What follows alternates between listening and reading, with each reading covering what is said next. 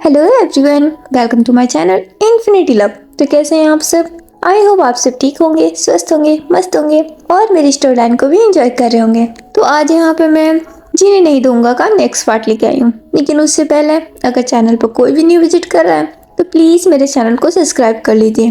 और अगर आपको मेरी स्टोरी पसंद आए तो उसे लाइक, कमेंट, शेयर और अपने दोस्तों के साथ भी रेकमेंड कीजिए। तो चलिए अब हम आगे बढ़ते हैं। तो जैसे कि हमने लास्ट पार्ट में देखा था कि जियांग फैमिली लैंड मैंसन जाती है। तो चलिए अब हम आगे बढ़ते हैं। जियांग फैमिली लैंड मैंसन से निकल के अपने घर चली जाती है।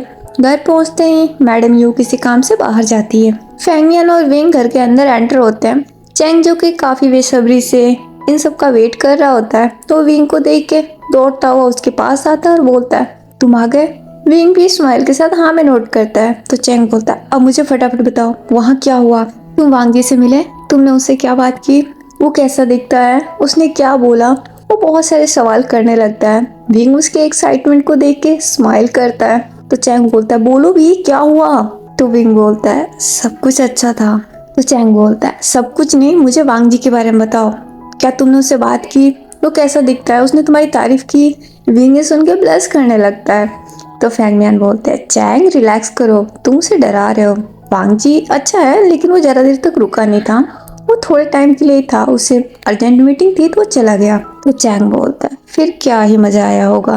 मैं तो सोच रहा था कि विंग और वांग जी की पर्सनली कुछ बात हुई होगी। मैं तो उसी को जानने के लिए एक्साइटेड था। बट खैर कोई बात नहीं। वैसे डैड, सब कुछ ठीक रहा ना? तो जियांग फैमियन बोलते हैं, हाँ सब कुछ ठीक था। चैंग अब विंग के पास जाके उसके कान के पास बोलता है, क्या तुम्हें वांग जी पसंद आए? विंग चैंग की तरफ देखता है। चैंग ब्लिंक कर देता है। विंग इससे शर्मा जाता है। फैमिया ने देख के स्माइल करता है और बोलता है, वैसे विंग बेटे, मुझे भी तुमसे कुछ पूछना है। मिसेज लैन तुम्हें जब लेके गई थी वो तुमसे कुछ पूछने ले गई थी ना? विंग भी हाँ में नोट करता है। तो फैंगमियन बोलते हैं, क्या पूछ रही थी वो? तो विंग बोलता है, कुछ नहीं डैड, वो मुझसे ये जानना चाहती है कि मैं ये शादी अपनी मर्जी से कर रहा हूँ या किसी दबाव में आके। ये सुन के फैंगमियान को बहुत अच्छा लगता है और वो बोलते हैं, सच में जितना सुना था उससे कहीं ज्यादा है। विंग, मुझे पूरा विश्वास है तुम इस घर में जाके बहुत खुश रहोगे। लैंड परिवार वाकई में बहुत अच्छा है। तुम्हें अब अपना खुद का एक परिवार मिलेगा विंग। तुम्हें माँ का प्यार और बाप का प्यार दोनों मिलेगा, जो शायद तुम्हें इस घर में नहीं मिला। तो विंग बोलता है, डैड प्लीज आप ऐसा मत बोलिए, आपने भी मुझे प्यार देने में कोई कमी नहीं रखी है। फैंगमैन के आंखों में आंसू आ जाते हैं और वो बोलते हैं, नहीं बेटे, मैंने तुम्हारे साथ बहुत अन्याय किया है, लेकिन अब सब कुछ ठीक हो जाएगा क्योंकि तुम्हारी शादी वांग जी से होने वाली है। विंग भी स्माइल कर देता है। नेक्स्ट डे विंग ऑफिस में होता है, तो वहाँ पे वैनिंग और वैंचिंग आते हैं क्योंकि उन्हें भी पता चला होता है कि विंग का फिर से रिश्ता हो रहा है। वो इस बात से काफी हैरान हो गए होते हैं। लेकिन जब विंग उन्हें ये बताता है कि उसकी शादी लैन वांग जी से फिक्स हुई है लैन परिवार में, तो वैंचिंग और निये काफी खुश हो जाते हैं। नाइट को सब लोग डाइनिंग टेबल पे बैठे होते हैं। मैडम यू विंग को घूर रही होती है। वो फैंगमियान को देखती है और बोलती है, अपने चहेते से बोल दो कि इसकी मदर इन लॉ का फोन आया था मेरे पास। वो चाहती है कि उनका सन इन लॉ शॉपिंग पे जाए। उन्होंने कल मॉर्निंग में इसे अपने घर बुलाया है। ये सुन के फैंगमियान बहुत खुश होते हैं और चैंग तो सबसे ज्यादा एक्साइटेड हो जाता है और बोलता है, वाह ग्रेट, मैं भी इसी मौके की तलाश में था, मैं विंग के साथ जाऊंगा। तो मैडम ये बोलती है, तुम वहाँ जाके क्या करोगे? तो चैंग बोलता है, क्यों, आप ये सवाल क्यों पूछ रही है? मेरे भाई का रिश्ता फिक्स हुआ है। मैं भी वांग जी से मिलना चाहता हूँ, देखना चाहता हूँ कि वो मेरे भाई के लायक है या नहीं। और वैसे भी मॉम, आप तो मुझे लेके नहीं गई। जब मुझे कहीं जाना होता है जब आप मुझे नहीं ले जाती, और वैसे मुझे कहीं भी उठा के ले जाती हो। मैं आपसे पूछ नहीं रहा हूँ, आपको बता रहा हूँ कि मैं कल मॉर्निंग में विंग के साथ जाऊंगा। मैडम यू को बहुत गुस्सा आता है। फैंगमियान बात को संभालते हैं और बोलते हैं, ठीक है चैंग, तुम विंग के साथ चले जाना, ये अच्छा रहेगा, विंग अकेला नर्वस होगा। मैडम यू अपने हस्बैंड को देखती है। जियांग फैमियान अपने डिनर पे ध्यान देते हैं। चैंग विंग को देख के स्माइल करता है। विंग भी एक प्यारी सी स्माइल कर देता है। सबका डिनर हो जाता है, सब लोग अपने रूम में चले जाते हैं। नेक्स्ट मॉर्निंग विंग फटाफट उठ के रेडी हो जाता है। चैंग भी रेडी होके उसके पास आता है। वो विंग को सर से पांव तक स्कैन करता है और बोलता है, ये क्या? डोंट टेल मी कि तुम इन कपड़ों में वहां जाने वाले हो। विंग अपने आप को देखता है और बोलता है, क्यों, क्या हुआ? इन कपड़ों में क्या खराबी है? तो चैंग बोलता है, विंग, मेरे भोले भाई, क्या तुम भूल रहे हो तुम्हारा रिश्ता किससे फिक्स हुआ है? द लैन बांगजी। वो इस शहर का जाना माना रईस इंसान है। अपनी नहीं तो कम से कम उसकी रेपुटेशन का तो ख्याल रखो। इतने पुराने कपड़े पहन के तुम जाओगे? तो विंग बोलता है, मुझे तो इन कपड़ों में कोई खराबी नहीं लग रही। तो चैंग बोलता है, तुम्हें नहीं लगेगी, लेकिन ये कपड़े बिल्कुल ठीक नहीं है, जाओ इसे चेंज करो। विंग चैंग को देखने लग जाता है। तो चैंग बोलता है, रहने दो, मैं तुम्हारी मदद करता हूँ। वो खुद विंग के वार्डरोब में जाके एक अच्छा सा सूट लेके आता है। वो विंग को देता है और बोलता है, ये लो और जाके जल्दी से चेंज करके आओ, हम लेट हो रहे हैं। विंग हाँ करके चला जाता है, चेंज करके वापस आता है। वो दोनों रेडी होके अपने घर से निकल जाते हैं लैन मैंसन के लिए। दूसरी तरफ लैन मैंसन में सब लोग अपने एलिगेंट से डाइनिंग हॉल में बैठे होते हैं। वांग जी भी वहाँ सोफे पे बैठे हैं और वो अभी कॉफी पी रहे होते हैं और लैपटॉप पे कुछ देख रहे होते हैं। लैनी उनके सामने खड़ी होती है। वो वांग जी के पास आती है और बोलती है, वांग जी, तुम्हें आज विंग के साथ शॉपिंग पे जाना है। वांग जी लैनी की बात का कोई जवाब नहीं देते। तो लैनी बोलती है, तुम सुन रहे हो, मैंने उसे घर बुलाया है, वो अभी थोड़ी देर में आता ही होगा। मुझे पता है तुम यही बोलोगे कि तुम्हें काम है, लेकिन मैं तुम्हारी एक नहीं सुनने वाली। तुमने जब अब शादी के लिए हाँ कर दी है तो प्लीज इस रिश्ते को थोड़ा सीरियसली भी लो, थोड़ा सा समय इस रिश्ते को भी दो। तुम अभी ठीक से विंग से मिले भी नहीं हो, इसलिए मैं चाहती हूँ कि तुम विंग को अपने साथ लेके जाओ, थोड़ा समय उसके साथ अकेले में बिताओ, थोड़ा उसको जान भी लो और अपनी सगाई की शॉपिंग कराओ। तुम सुन रहे हो? वांग जी अगेन लैनी की बातों का कोई रिस्पॉन्ड नहीं करते हैं। वो अपने शाही अंदाज में अपने कॉफी का मग को उठा के उसकी एक सिप लेते हैं। लैनी कुछ और भी बोलती उससे पहले डोरबेल बज जाता है। लैनी फिर पीछे मुड़ के देखती है, एक सर्वेंट डोर ओपन कर देता है और हमारे विंग और चैंग की एंट्री होती है। चैंग लैन मैंसन को देख के काफी शॉक्ड हो जाता है, उसका मुंह तो खुला का खुला रह जाता है। वो लैन मैंसन की खूबसूरती में ही खो जाता है। यहाँ की शानो शौकत देख के उसके तो होश ही उड़ गए होते हैं। वो विंग के पास झुकते हुए बोलता है, विंग, ये तो किसी राजमहल जैसा है, इतना लग्जरियस मैंसन मैंने आज से पहले कभी नहीं देखा। मुझे ऐसा लग रहा है मैं सपना देख रहा हूँ। विंग कुछ बोलता नहीं है, वो स्माइल कर देता है क्योंकि वो बहुत ज्यादा नर्वस हो रहा होता है। जब तक लैनी वहाँ चली जाती है, वो विंग को देख के स्माइल करती है और बोलती है, विंग बेटे, तुम आ गए, तुम्हें दोबारा इस घर में देख के बहुत खुशी हो रही है। विंग भी एक स्माइल करता है और मैडम लैनी को हेलो करता है। मैडम लैनी विंग के फेस को होल्ड करके उसके फोrehead पे एक किस करती है। फिर वो चैंग को देखती है और बोलती है, चैंग बेटे तुम भी आए हो? चैंग भी स्माइल करता है और बोलता है, हेलो आंटी। लैनी उसे हेलो करती है और बोलती है, आओ अंदर आ जाओ। वो दोनों को लेके वहाँ आ जाती है जहाँ वांग जी बैठे होते हैं। चैंग की नजर वांग जी पे जाता है, वो वांग जी को ही देख रहा होता है। वांग जी की नजरें अभी अपने लैपटॉप स्क्रीन पे होती है। वो वांग जी को देख के विंग के पास अगेन उसके कानों के पास जाता है और बोलता है, जितना सोचा था उससे कहीं ज्यादा हैंडसम है विंग, तुम्हारी तो सच में लॉटरी लग गई है, क्या दिखता है वांग जी।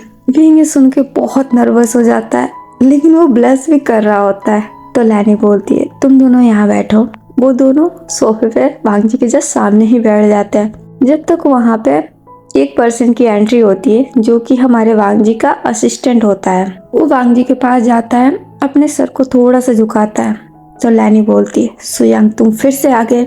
वो असिस्टेंट जिसका नाम सुयांग होता है, तो मैडम लैनी को देख के भी ग्रीट करता है और बोलता है, गुड मॉर्निंग मैम। तो लैनी बोलती है, क्या तुम अपने सर को लेने आए हो? सुयांग हाँ में नोट करता है। तो लैनी बोलती है, तुम्हारे सर आज ऑफिस नहीं आ रहे, वो अपने होने वाले मंगेतर के साथ शॉपिंग पे जा रहे हैं। ये सुन के सुयांग शॉक्ड होता है और बोलता है, मंगेतर? तो लैनी बोलती है, हाँ, क्या तुम्हें पता नहीं कि तुम्हारे सर की सगाई फिक्स हो गई है? सुयांग नाम में नोट करता है। तो लैनी बोलती है, खैर कोई बात नहीं, तुम्हें अब तो पता चल गया ना, वांग जी आज ऑफिस नहीं आ रहा। सुयांग अपना आईपैड खोलता है, उस पर देखता है और बोलता है, बट मैम सर का शेड्यूल तो आज बहुत टाइट है, आज तो उनके पास बिल्कुल समय नहीं है। तो लैनी बोलती है, मुझे उम्मीद थी तुमसे, तुम अपने उम्मीदों पे खरे उतरे हो, तुम वाकई में वांग जी के असिस्टेंट हो। चमचे, अपना मुंह बंद रखो, ये बताओ सिचेन कहाँ है, मुझे सिचेन से बात करनी है। सुयांग फिर पीछे मुड़ के देखता है जब तक एक और पर्सन की एंट्री होती है। लैनी उसे देख के स्माइल करती है और बोलती है, अच्छा हुआ सिचेन तुम आ गए। वो पर्सन जिसका नाम सिचेन होता है, वो बहुत ही प्यारी सी स्माइल करते हैं और आगे आके बहुत ही पोलाइट वे में बोलते हैं, गुड मॉर्निंग मैम।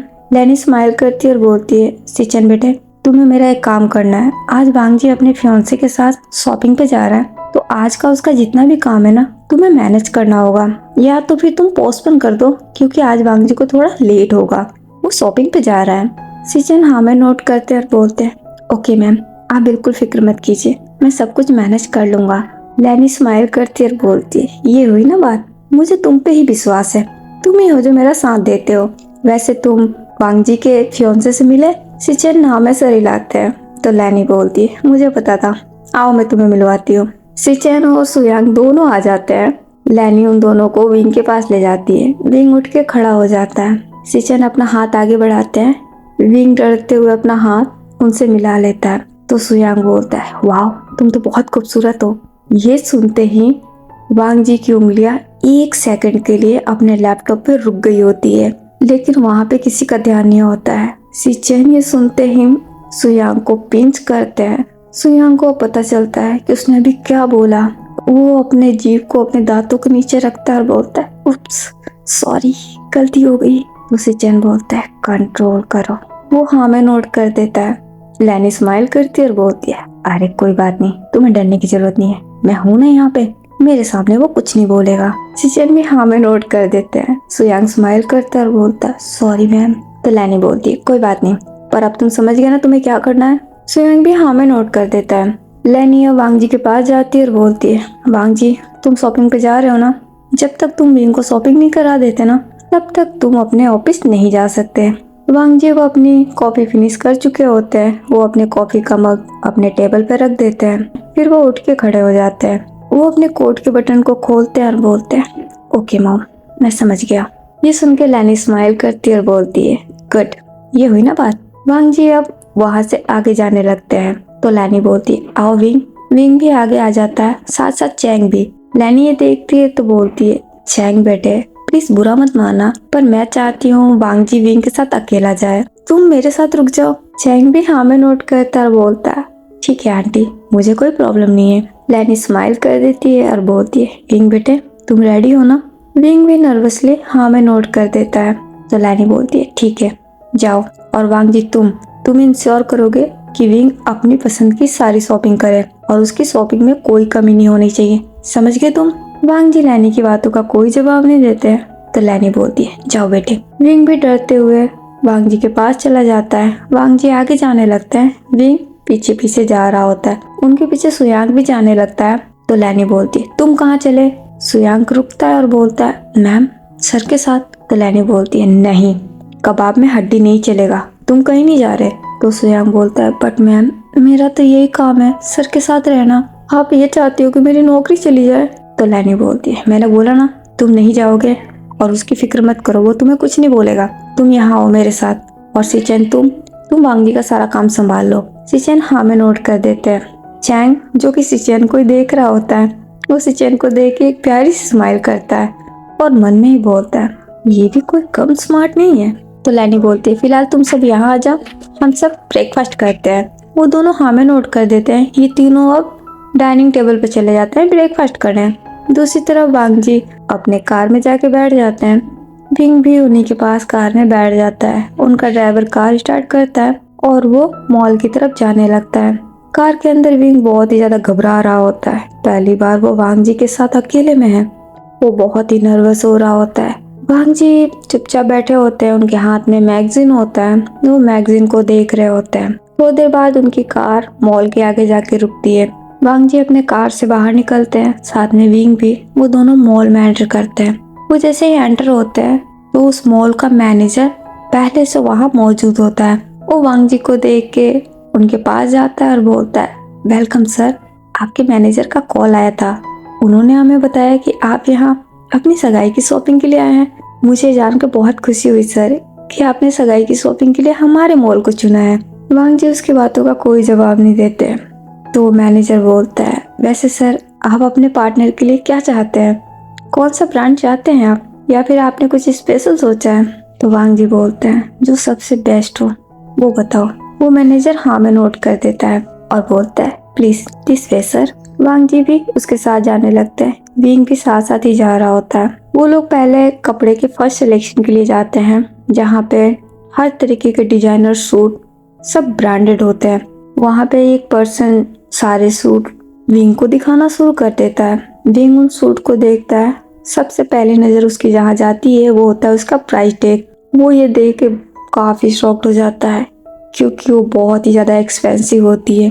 वांग जी वहाँ एक सोफे पे बैठे होते हैं। विंग जो कि किसी भी सूट को हाथ ही नहीं लगा रहा होता है, वो ओनली देख ही रहा होता है। वहाँ पे दो पर्सन जो कि बारी बारी विंग को सूट दिखा रहे होते हैं, उस पे लगा के दिखा रहे होते हैं, लेकिन विंग किसी भी सूट को हाथ में नहीं ले रहा होता है। वांग जी की नज़र फिर विंग पे जाती है जो कि काफ़ी नर्वस हो रहा होता है। वो फिर अपने हाथ की मैगजीन को नीचे रखते हैं, उठ के खड़े हो जाते हैं और वो विंग के पास चले जाते हैं। ये देख के विंग और भी ज़्यादा घबरा जाता है। वहाँ पे जो दो सर्वेंट होते हैं वो भी वांग जी को देख के अपना सर नीचे कर लेते हैं। वांग जी उन सूट के ऊपर नजर डालते हैं, फिर वो एक सूट को हाथ में ले लेते हैं और वो विंग के सामने करते हुए बोलते हैं, इसे ट्राई करो। विंग वांग जी की कोल्ड वॉइस को, जो कि इतनी कामली होती है, बहुत ही स्लो, पर फिर भी विंग के रोंगटे खड़े हो जाते हैं। उसकी पूरी बॉडी में गूज़बम्प आ जाते हैं। वो वांग जी की तरफ देखता है, फिर वो वांग जी के हाथ से सूट ले लेता है और हाँ में नोट कर देता है। वांग जी वो अपना फेस मोड़ लेते हैं। विंग उस सूट को लेकर ट्रायल रूम में चला जाता है। फिर वो उसे पहन के बाहर आता है। वो कुछ बोलता नहीं है, चुपचाप सीधा खड़ा रहता है। वांग जी का भी ध्यान विंग की तरफ नहीं होता है, तो वो मैनेजर वांग जी को बोलता है, सर। वांग जी उसकी वॉइस सुन के विंग की तरफ देखते हैं। विंग उस सूट में काफी हैंडसम लग रहा होता है, बहुत ही स्मार्ट। वांग जी उसे सर से पांव तक देख लेते हैं। फिर वो मैनेजर को देखते हैं और बोलते हैं, इसे पैक करो। वो मैनेजर हाँ में नोट कर देता है। फिर बारी आती है ज्वेलरीज की। विंग वहाँ पे भी नर्वस होता है। उसे कुछ भी समझ में नहीं आता है वो क्या ले, क्योंकि ये इतने ना एक्सपेंसिव एक्सक्लूसिव होते हैं कि वो बेचारा घबरा रहा होता है। उसे तो बहुत ज़्यादा डर लग रहा होता है। वांग जी ये नोटिस कर लेते हैं। वो खुद विंग के लिए ज्वेलरी भी सेलेक्ट करते हैं। फिर रिंग की भी बारी आती है तो विंग का सेम होता है। वो किसी भी रिंग को हाथ नहीं लगा रहा होता है। वांग जी खुद ही उसके लिए रिंग सेलेक्ट करते हैं। वांग जी के लिए विंग रिंग सेलेक्ट कर लेता है। फिर ये लोग जाते हैं शूज की शॉपिंग करने। वहाँ पे वांग जी पहले ही सोफे पे जाके बैठ गए होते हैं। विंग अगेन सारे शूज को देख रहा होता है, लेकिन किसी को सेलेक्ट नहीं कर रहा होता है। ये देख के वांग जी अगेन उठ के खड़े हो जाते हैं और विंग के पास जाते हैं। वो कुछ करे उससे पहले ही विंग एक शूज को हाथ में ले लेता है और उसे अपने पैरों में ट्राई करता है। वो खड़े खड़े ही ट्राई कर रहा होता है तो उसका बैलेंस बिगड़ जाता है। वो गिरने वाला होता है, जब तक वांग जी अपना हाथ उसके वेस्ट में डाल के उसे संभाल लेते हैं। वांग जी का हाथ जैसे ही विंग के वेस्ट पे जाता है, वो तो पूरा फ्रीज हो जाता है। वो फिर घबरा के वांग जी की तरफ देखता है। वांग जी उसे सीधा खड़ा कराते हैं, फिर अपना हाथ हटा लेते हैं और वो फिर उस मैनेजर की तरफ देखते हैं। वो मैनेजर के पसीने छूटने लगते हैं और बोलता है, सॉरी सर, गलती हो गई मुझसे। वो मैनेजर अब विंग के पास आता है और बोलता है, सर प्लीज आप यहाँ बैठ के ट्राई कीजिए। विंग हाँ में नोट कर देता है और वो एक चेयर पे बैठ जाता है, बड़ी सी स्टूल पे। फिर एक सर्वेंट आता है और जो शूज विंग ने हाथ में ली होती है वो विंग के पैरों में पहनाता है। विंग उधर ही देख रहा होता है तो वांग जी बोलते हैं, चेंज करो। वो सर्वेंट हाथों हाथ विंग का वो शूज खोल देता है। वांग जी अब आगे जाते हैं और एक दूसरा शूज उठा के लाते हैं और वो उस आदमी को देते हैं। वो आदमी अब ये वाला शूज विंग को पहनाता है। विंग इसे देख के स्माइल करता है क्योंकि विंग को भी ये शूज बहुत पसंद आता है। वांग जी अब वहाँ से चले जाते हैं। इनकी सारी शॉपिंग हो जाती है। सारी शॉपिंग हो जाने के बाद वांग जी फिर आगे जाने लगते हैं और विंग पीछे पीछे। विंग अब वांग जी को बैग को देख के स्माइल करता है और बोलता है, ये थोड़े स्कैरी तो है बट केयरिंग भी है। इन्होंने कितने प्यार से मेरी मदद कर दी। मैं तो शायद एक भी चीज सेलेक्ट नहीं कर पाता क्योंकि ये कुछ ज्यादा ही एक्सपेंसिव था। Thank you. वो धीरे से बोल के स्माइल करता है। वांग जी अपने कार में जाके बैठ जाते हैं। विंग भी वहाँ जाके बैठ जाता है। कार स्टार्ट होती है। ये लोग घर पहुँच जाते हैं 1 घंटे बाद।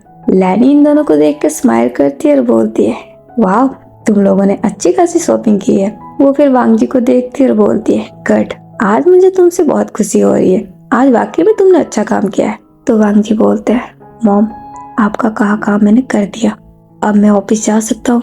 तो लैनी बोलती है, क्या तुम आराम नहीं करोगे? तो वांग जी बोलते हैं, बहुत काम है मॉम। लैनी हाँ में नोट करती है और बोलती है, ठीक है तुम जा सकते हो। वांग जी अब वहाँ नहीं रुकते, वो चले जाते हैं। वांग जी ये सुन के हाँ में नोट करते हैं और वो वहाँ से जाने लगते हैं। उनके पीछे सुयांग भी दौड़ जाता है। शिचन वहाँ से पहले ही चले गए होते हैं। लैनी फिर विंग का हाथ पकड़ लेती है और बोलती है, आओ बेटे, मुझे तुमसे कुछ बातें करनी है। वो विंग को लेके अपने साथ चली जाती है। 2 घंटे तक विंग वहीं रहता है, फिर वो अपने घर चला जाता है। मैडम ये इतने सारे सामान देखती है जो कि काफी एक्सपेंसिव होते हैं। उन्हें तो बहुत जलन हो रही होती है, लेकिन वो कुछ बोलती नहीं है। चैंग विंग को बहुत ज्यादा टीज करता है, बहुत ही ज्यादा। विंग को भी बहुत अच्छा लगता है, वो भी स्माइल करता है। देखते देखते इनकी सगाई का दिन आ जाता है। सगाई वाले दिन सगाई लैंड मैंशन में अरेंजमेंट की गई होती है। सब लोग रेडी होके लैंड मैंशन पहुंच जाते हैं। लैंड मैंशन में भी काफी मेहमान बुलाए गए होते हैं, ज्यादा तो नहीं लेकिन फिर भी काफी लोग इनवाइटेड होते हैं। क्योंकि सगाई वांग जी की है, वांग जी को ज्यादा भीड़ भाड़ पसंद नहीं है, इसलिए पूरे मेहमानों को नहीं बुलाया गया था। ओनली इनके कुछ रिलेटिव को ही बुलाया गया होता है, लेकिन वो भी बहुत ज्यादा होते हैं। मैडम यो, जियांग फैमियान, जियांग चैंग और विंग, ये चारों वहाँ पहुँच जाते हैं और साथ में वैनचिंग और वैनिंग भी होते हैं। मैडम लैनी सबका स्वागत करती है। सब लोग वहाँ एक दूसरे से बात करते हैं। फिर वांग जी और विंग रिंग एक्सचेंज करते हैं। वांग जी और विंग आज दोनों बहुत ही स्मार्ट दिख रहे होते हैं। सब लोग इनकी बहुत तारीफें करते हैं। ये दोनों एक दूसरे के साथ मेड फॉर ईच अदर दिख रहे होते हैं। वहाँ पे कुछ मीडिया भी आई होती है जो सब कुछ कवर कर रही होती है। इन दोनों की सगाई भी बहुत अच्छे से, बहुत प्यार से हो जाती है। तो लैनी बोलती है, अब बताइए मिसेज जियांग, शादी की डेट हम कब का फिक्स करें? मैं आपसे पहले ही कहना चाहती हूँ कि मुझे इस शादी को लेके बहुत जल्दी है, तो प्लीज ज्यादा देर मत कीजिएगा। मैडम ये स्माइल करती है और बोलती है, ठीक है, जैसा आपको ठीक लगे। एक काम कीजिए, जो डेट आपको ज्यादा पसंद हो वही डेट आप लिखवा दीजिए, मुझे कोई प्रॉब्लम नहीं है। ये सुन के लैनी बहुत खुश हो जाती है। सब लोग डिसाइड करते हैं, तो शादी की डेट 2 हफ्ते बाद की निकलती है। वैसे तो ये बहुत जल्दी होता है, लेकिन लैनी के एक्साइटमेंट के आगे ये कुछ भी नहीं होता है। लैनी का बस चले तो वो नेक्स्ट डे ही शादी करा दे, लेकिन वो मैडम यू का सोच के 2 हफ्ते का टाइम लेती है। और वैसे भी लैनी के बड़े बेटे की शादी है, तो थोड़ी बहुत तैयारियां तो वो भी करना चाहती है। वैसे तो वो इतनी खुश है कि उनका बस चले तो वो पूरे शहर को इन्वाइट कर दे, बट वो ऐसा नहीं कर सकती बिकॉज वांग जी को ये सब पसंद नहीं है। वांग जी और विंग की सगाई अच्छे से निपट जाती है। सगाई होने के बाद सब लोग अपने अपने घर चले जाते हैं। विंग नेक्स्ट डे से अपने काम पे लग जाता है, लेकिन वो बहुत ही खुश महसूस कर रहा होता है और उसकी रीजन होती है लैनी। लैनी विंग को एक माँ का प्यार दे रही होती है। वो रोजाना विंग को कॉल करती, उससे बात करती, वो कई तरह का तोहफे भी भिजवाती विंग के लिए। विंग को इससे काफी स्पेशल और बहुत खुशी महसूस होती, और खासकर लैनी का प्यार उसके लिए बहुत ज्यादा मायने रख रहा था, क्योंकि उसे कभी माँ का प्यार नहीं मिला होता है और लैनी उसे माँ का प्यार ही दे रही होती है, इसलिए बहुत ज्यादा खुश होता है। देखते देखते इनकी शादी के दिन भी नजदीक आ जाती है। शादी के महज 2 दिन पहले विंग बहुत ज्यादा नर्वस हो रहा होता है। वैसे तो वो काफी खुश है, वो लैनी के साथ काफी कंफर्टेबल हो गया है, लेकिन फिर भी एक नए रिश्ते में जाना, नए घर में जाना उसके लिए थोड़ा सा स्कैरी होता है। उसे थोड़ी बहुत घबराहट हो रही होती है, लेकिन जियांग फैमियान और चैंग उसे बहुत प्यार से समझाते हैं कि उसकी लाइफ में सब कुछ ठीक होगा। विंग भी उनके बात से कन्विंस हो जाता है और हाँ में सर हिलाता है। अब आती है दिन शादी की। शादी वाले दिन सब लोग बहुत ज्यादा एक्साइटेड होते हैं। विंग हमारा एक्साइटेड प्लस नर्वस होता है, उसकी मिक्स फीलिंग होती है। विंग अपने वेडिंग के लिए रेडी हो रहा होता है। विंग का वेडिंग सूट, सारी ज्वेलरी, सारी एक्सेसरीज, सब कुछ लैंड मैंशन से आया होता है और सब कुछ वांग जी की पसंद का ही होता है। विंग इससे काफी खुश होता है, वो रेडी हो जाता है। वांग जी भी वहाँ आ गए होते हैं। शादी का अरेंजमेंट जियांग मैंशन में रखा गया होता है। ये फैंगमियान की जिद थी। फैंगमियान चाहते थे कि विंग की शादी उन्हीं के घर से हो। मैडम लैनी जियांग फैंगमियान की बात मान जाती है और वो उसके लिए हाँ कर देती है। वांग जी और उनकी पूरी फैमिली वहाँ पहुँच गई होती है। वांग जी अभी स्टेज पे खड़े होते हैं। विंग इधर रेडी हो गया होता है। चैंग और फैंगमियान उसके पास आते हैं और बोलते हैं, तुम रेडी हो बेटे? विंग भी हाँ में नोट कर देता है। चैंग विंग को सर से पाँव तक देखता और बोलता है, विंग तुम बहुत खूबसूरत लग रहे हो। विंग सुन के स्माइल करता है। तो चैंग बोलता है, आज तो वांग जी की नजरें तुमसे हटने वाली नहीं है, वो तो तुम्हें देखते ही फ्लैट हो जाएगा। विंग सुन के ब्लश करने लगता है। तो फैंगमियान बोलता है, बस करो, उसे चिढ़ाओ मत। चैंग भी हंसता और बोलता है, डैड आज ही तो मौका है, पता नहीं कल से मैं इससे कब मिल पाऊंगा। इसका हस्बैंड इसे छोड़ेगा या नहीं, ये तो बहुत बिजी हो जाएगा ना, ये हम सबको शायद भूल जाएगा। विंग की आंखों में आंसू आ जाते हैं। तो फैंगमियान बोलते, क्या हुआ विंग? तो विंग बोलता है, डैड मैं आपको और चैंग को कभी नहीं भूल पाऊंगा और ना ही इस घर को भूल पाऊंगा। मैं आप दोनों से बहुत प्यार करता हूँ। मुझे आप दोनों की हमेशा याद आएगी। फैंगमियान विंग के आंसू को साफ करते और बोलते हैं, पागल हो क्या? आज के दिन भी कोई रोता है? और किसने बोला तुम हमें भूल जाओगे? और हम तुम्हें ऐसा करने देंगे क्या? तुम अगर हमसे मिलने नहीं भी आओगे ना, तो हम तुमसे मिलने आ जाएंगे। हम तुम्हारा पीछा नहीं छोड़ेंगे विंग। और प्लीज आज के लिए रो मत। आज बहुत खुशी का दिन है। मैं चाहता हूँ कि तुम हंसते हंसते यहाँ से विदा हो, क्योंकि तुम इस घर में रह के वैसे भी बहुत रोज चुके। अब तुम्हारे खुश रहने के दिन आ रहे हैं। मैं तुम्हें हंसता हुआ देखना चाहता हूँ। विंग ये सुन के हाँ में नोट करता है। तो फैंगमियान बोलता है, ऐसे नहीं, स्माइल करो। विंग भी स्माइल कर देता है। चैंग विंग को हग करता है और बोलता है, और मैं तो रोज ही तुमसे मिलने आऊंगा, कॉल भी करूंगा। मैं तुम्हें नहीं छोड़ूंगा। विंग स्माइल करता है। तो फैंगमियान बोलता है, चलो वांग जी वेट कर रहा है, देर मत करो। चैंग भी हाँ कर देता है और वो दोनों विंग को लेके वहाँ से जाने लगते हैं। विंग को स्टेज पे ले जाया जाता है। लैनी विंग को देख के बहुत खुश होती है। वो बहुत ही प्यारी सी स्माइल करती है। विंग वांग जी के पास जाके खड़ा हो जाता है। वो वांग जी को एक नज़र चुरा के देखता है, लेकिन वांग जी एक नज़र भी विंग पर नहीं डालते। वो बहुत ही स्ट्रेट पोकर फेस के साथ अपने कोल्ड से एक्सप्रेशन बना के खड़े होते हैं। उनके चेहरे पे बिल्कुल स्माइल नहीं होती है। वांग जी और विंग की शादी की रिचुअल शुरू होती है। इनकी शादी भी कंप्लीट हो जाती है। अब बारी आती है किस करने की। विंग काफी घबराने लगता है। वांग जी उसके पास जाते हैं और वो उसके फोरहेड पे एक किस करते हैं। सब लोग तालियां बजाने लगते हैं, कॉन्ग्रेचुलेट करने लगते हैं। लैनी अब स्टेज पे ही आ जाती है और वो बारी बारी विंग और वांग जी को एक किस करती है फोरहेड पे। सब लोग वांग जी और विंग से मिलने लगते हैं। थोड़ी देर तक सब लोग वहीं रहते हैं, सबसे मुलाकात करते हैं। 1 घंटे बाद विंग की वहाँ से विदाई होती है। विंग अब थोड़ा सा इमोशनल हो जाता है। वैसे तो इस घर में उसे खुशी नहीं मिली है, बट उसने बहुत अच्छी यादें कलेक्ट की है।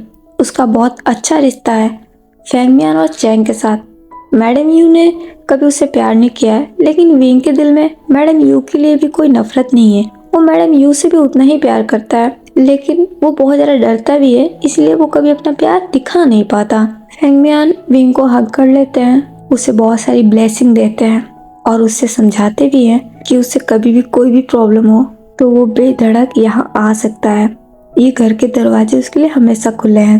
विंग भी हाँ में नोट करता है। फिर चैंग भी विंग को गले लगाता है और बोलता है, तुम बिल्कुल फिक्र मत करना, हम हमेशा तुम्हारे साथ हैं और मैं हमेशा तुमसे मिलने आऊंगा। विंग भी हाँ कर देता है। सब लोग मिल लेते हैं। अब बारी होती है विंग की यहाँ से जाने की। लैनी मैडम यू के पास जाती है, उन्हें हक करती है, उन्हें बाय बोलती है। वांग जी और उनकी पूरी फैमिली अब जियांग मैंसन से निकल के अपने मैंसन की तरफ जाने लगती है। विंग और वांग जी एक कार में होते हैं और लैनी और लैन किरण एक कार में, और बाकी कारों में इनके मेहमान होते हैं। थोड़ी देर बाद ये लोग लैन मैंसन पहुंच जाते हैं। लैनी और लैन किरण पहले पहुंचते हैं। लैनी लैन मैंसन के डोर पर विंग का वेट कर रही होती है। वो विंग के स्वागत में खड़ी होती है।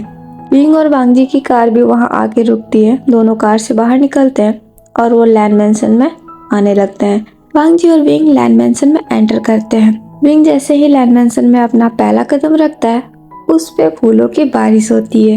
ये देख के विंग को बहुत अच्छा लगता है।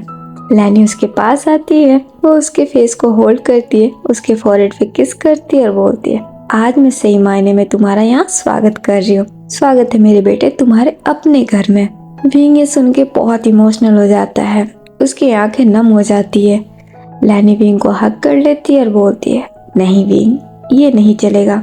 आज के बाद तुम बिल्कुल नहीं रोओगे। मैं तुम्हें हंसते हुए देखना चाहती हूँ। विंग स्माइल करता है तो लैनी बोलती है, बस ऐसे ही, आ जाओ।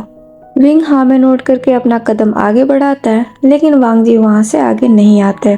तो लैनी बोलती है, तुम्हें क्या हुआ, अंदर आओ। तो वांग जी बोलते हैं, मॉम मुझे एक काम है, मैं आता हूँ। तो लैनी बोलती है, बट अभी।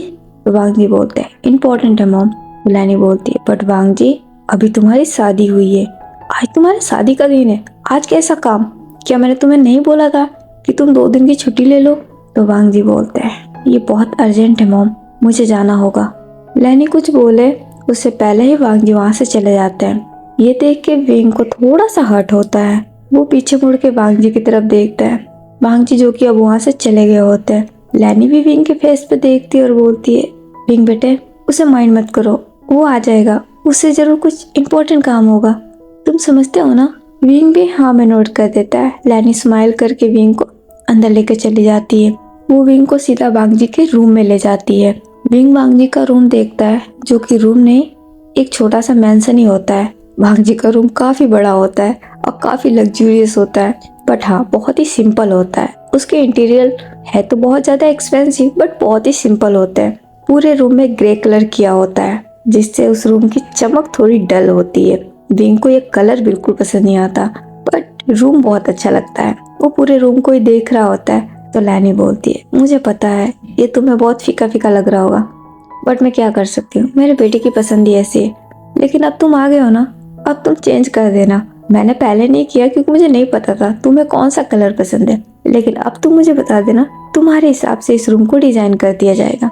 विंग भी स्माइल के साथ हाँ में नोट कर देता है। जब तक वहाँ पे लैन किरण भी आ जाता है और बोलता है, तुम क्या सिखा रही हो इसे? तो लैनी बोलती है, मैं क्या सिखाऊंगी, मैं इसे बता रही हूँ कि तुम्हारे बेटी की पसंद शायद मेरे इस बेटे को बिल्कुल पसंद नहीं आई। लैन किरण हंसते और बोलते हैं, इसमें भी गलती तुम्हारी है, तुम ही ने उससे सर चढ़ाया। वैसे विंग बेटे, मैं तुम्हारे साइड हूँ। तुम्हें कोई भी मदद चाहिए हो ना, कोई भी बात करनी हो तो तुम सीधा मेरे पास आना, अपनी मॉम के पास मत जाना, क्योंकि ये है ना अपने बेटे के साथ ज्यादा देती है। मैं ही हूँ जो तुम्हारा साथ दे पाऊंगा। विंग लैन किरण की तरफ देखता है और बोलता है, मॉम? तो लैन किरण बोलते हैं, हाँ लैनी, ये तुम्हारी मॉम ही है ना? विंग ये सुन के काफी इमोशनल हो जाता है।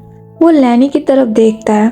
लैनी स्माइल करती है और बोलती है, हाँ बेटे, इन्होंने बिल्कुल सही कहा, आज के बाद मैं तुम्हारी मॉम हूँ और ये तुम्हारे डैड। जिस तरीके से वांगी हम दोनों को मॉम डैड बुलाता है ना, उसी तरह तुम भी मुझे मॉम और इनको डैड बुलाओगे, समझ गए तुम? विंग के मुंह से तो कोई अल्फाज ही बाहर नहीं आ रहे होते हैं। वो लैनी को देख रहा होता है और उसके आंखों से आंसू बह रहे होते हैं। तो लैनी बोलती है, क्या हुआ? तो विंग बोलता है, मॉम। लैनी हाँ में नोट करती है और बोलती है, हाँ बेटे मॉम। क्या हुआ, तुम्हें नहीं पसंद कि तुम मुझे मॉम बुलाओ? विंग नाम में सर हिलाता और बोलता है, नहीं ऐसी बात नहीं है, लेकिन मैंने कभी अपने मुंह से मॉम शब्द नहीं बोला है। मुझे याद नहीं कि मैंने लास्ट मॉम कब बोला है। ये सुन के लैनी को भी बहुत बुरा लगता है, उसे भी बहुत हार्ड फील होता है। वो विंग को हक कर लेती है और बोलती है, कोई बात नहीं बेटे, आज के बाद तुम हमेशा मॉम बोलोगे और सिर्फ मुझे बोलोगे। आज से मैं तुम्हारी मॉम हूँ, समझ गए तुम? विंग लैनी के गले लग के बहुत रोने लग जाता है, क्योंकि वो बहुत ज्यादा इमोशनल हो गया होता है। लैन किरण भी विंग के पास आके उसके शोल्डर पे हाथ रखते हैं और बोलते हैं, हाँ और मैं तुम्हारा डैड, और डैड कम दोस्त ज्यादा। तुम मुझे अपना दोस्त ज्यादा समझना, तुम चाहो तो मुझे बड़ी डैडी भी बोल सकते हो। विंग फिर अलग होकर लैन किरण को देखता है। लैन किरण स्माइल करते हैं और बोलते हैं, सच में? अब चूज कर लो, बड़ी या डैडी, या फिर बड़ी डैडी, दोनों चलेगा। विंग स्माइल कर देता है। लैनी विंग का हाथ पकड़ के वांगजी के बेड पे बिठाती है और बोलती है, अब मेरी बात ध्यान से सुनो, मैं तुम्हें एक खास बात पहले बता देती हूँ।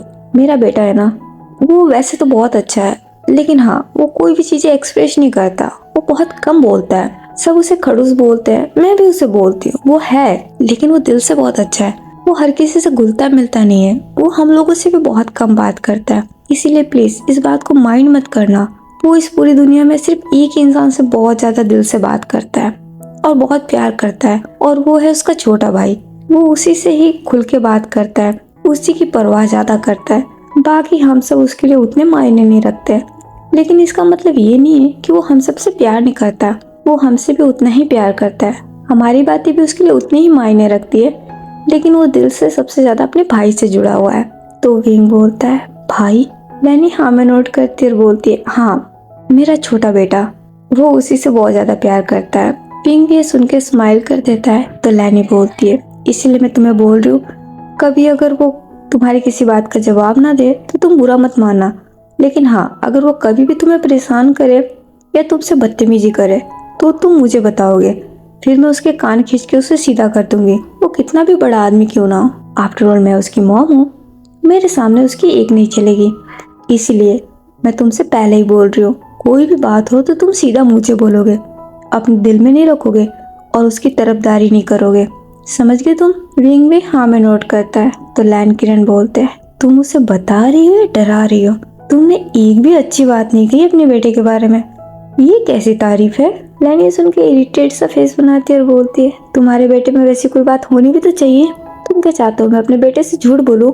सॉरी, मुझसे ये नहीं होगा, जो है वो है, मैं इसे सच बता रही हूँ।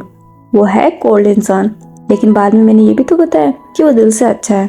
तो लैन किरण बोलते हैं, हाँ वो मैं देख रहा हूँ, खैर तुम रहने दो, मैं इसे समझाता हूँ। वो फिर विंग के दूसरी साइड आके बैठ जाते हैं और बोलते हैं, देखो विंग, भांग जी बहुत अच्छा है। हाँ वो कम बोलता है, वो अपनी बातों को कम एक्सप्रेस करता है, लेकिन वो दिल से बहुत ही अच्छा है।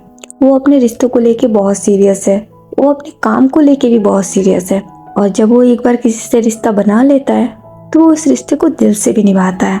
और तुम्हें इस परिवार में किसी प्रकार की कोई दिक्कत नहीं होगी, और अगर तुम्हें कोई दिक्कत हो तो तुम हमें बोल सकते हो, हम तुम्हारी प्रॉब्लम सॉल्व कर देंगे, ठीक है, हमसे कुछ मत छुपाना। विंग भी हाँ में नोट कर देता है।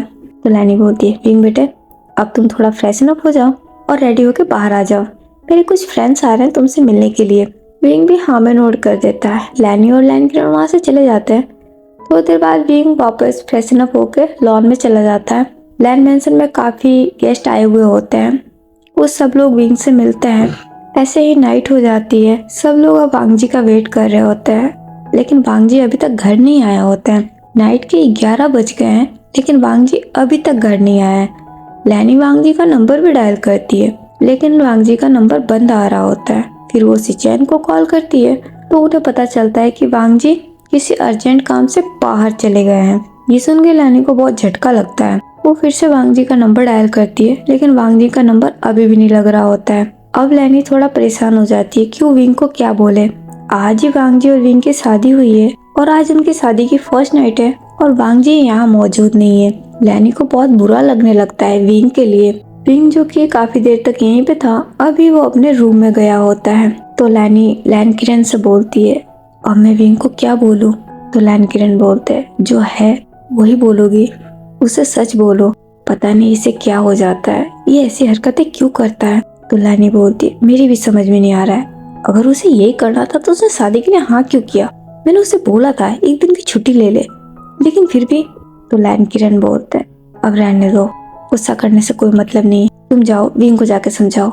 लैनी हाँ करके विंग के पास चली जाती है। विंग अपने बेड पे होता है। लैनी उसके पास आती है और बोलती है, विंग बेटे तुम कुछ खाओगे? विंग नामे से रिलाता है। लैनी अब थोड़ा झिझक रही होती है वो कैसे बोले। तो विंग बोलता है, क्या बात है मॉम, आप परेशान दिख रही है। लैनी विंग के फेस पे देखती है तो उसका हाथ पकड़ लेती है और बोलती है, विंग बेटे वो एक्चुअली वांग जी आज घर नहीं आएगा, उसे किसी अर्जेंट काम से बाहर जाना पड़ा। विंग को भी ये सुन के थोड़ा बुरा लगता है। वो फिर लैनी के फेस पे देखता है जो कि काफी उतर गया होता है। वो स्माइल करता है और बोलता है, कोई बात नहीं मॉम, मैं समझता हूँ, उन्हें जरूर कुछ अर्जेंट काम होगा, इसीलिए। लैनी अब कुछ नहीं बोलती। विंग स्माइल करता है और बोलता है, मॉम आप क्यों परेशान हो रही है, मैं बिल्कुल ठीक हूँ, मुझे बुरा नहीं लगा है। तो लैनी बोलती है, सच में? विंग भी हाँ में नोट कर देता है। लैनी स्माइल करती है, उसके फोrehead पे किस करती है और बोलती है, सॉरी बेटे, मैंने तुमसे वादा किया था, लेकिन मैं आज ही नाकाम हो गई, लेकिन मैं तुमसे वादा करती हूँ कल जब वो घर आएगा ना तो मैं उसकी अच्छी खबर लूंगी, मैं उससे पूछूंगी कि उसने ऐसा क्यों किया। विंग भी स्माइल कर देता है। तो लैनी बोलती है, तुम बहुत थक गए होगे ना, एक काम करो, तुम आराम से यहाँ सो जाओ। विंग भी हाँ कर देता है। तो लैनी बोलती है, गुड नाइट। विंग भी गुड नाइट बोल देता है।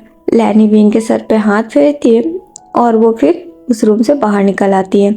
उनके जाने के बाद विंग डोर पे देखता है और बोलता है, आई विश सब कुछ ठीक हो। ओके गाइस, आज के लिए बस इतना ही। आगे की स्टोरी हम नेक्स्ट पार्ट में जानेंगे। आई नो आज का पार्ट कुछ खास स्पेशल नहीं रहा है, क्योंकि सब कुछ जल्दी जल्दी में हुआ है। मैंने ये सब कुछ जानबूझ के किया है ताकि स्टोरी आगे बढ़े, और ये सब चीजें स्किप भी नहीं हो सकती थी, इन सब चीजों को दिखाना भी जरूरी था। सो आज का पार्ट आप लोगों को जैसा भी लगा आप लोग मुझे कमेंट करके जरूर बताइएगा, और अगर आप लोगों को पसंद आया हो तो इसे लाइक कमेंट से और मेरे चैनल को सब्सक्राइब भी कीजिएगा। और नेक्स्ट पार्ट से आप लोग रेडी हो जाइएगा, क्योंकि कहानी अब अपनी स्पीड पकड़ेगी, आई मीन से ट्रैक पे आएगी। अभी तक जो चल रहा था ये तो समझ लीजिए एक टीजर था, मेन मूवी तो अभी स्टार्ट होने वाली है, क्योंकि इस कहानी की स्टोरी शादी के बाद ही शुरू होनी थी, जो कि अब हुई है। अब इन दोनों की शादी हो गई ना, तो अब होगी रियल मायने में जीने नहीं दूंगा की शुरुआत। सो आप लोगों को क्या लगता है आगे क्या होने वाला है? अगर आप लोगों के मन में कुछ है तो आप लोग मुझे जरूर शेयर कीजिएगा। वेल आप लोग बहुत इंटेलिजेंट है, आपने आइडिया तो लगा ही लिया होगा कि आगे क्या होने वाला है, तो प्लीज मेरे साथ भी शेयर कीजिएगा। मैं भी जानने के लिए एक्साइटेड हूँ कि आप लोगों ने क्या अंदाजा लगाया है। आप लोग अपनी राय मेरे साथ कमेंट बॉक्स में शेयर कर दीजिएगा। हम फिर मिलेंगे जीने नहीं दूंगा के नेक्स्ट पार्ट में। जब तक आप अपना ख्याल रखिए। Bye bye, take care.